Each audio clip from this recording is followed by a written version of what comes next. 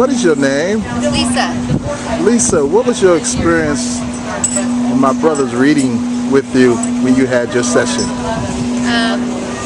I connected with him very deeply. He really just was able to, without me having to explain anything, completely go into my life and just tell me everything in my life, everything in a way that, everything that was important to me, to change, to shift, to do, to be, to have, and just to really live fully. And he was very specific in it.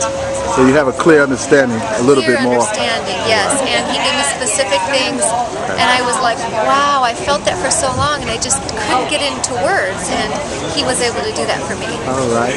What about the session that you had with my brother Joel and his healing ability? Yes, yes.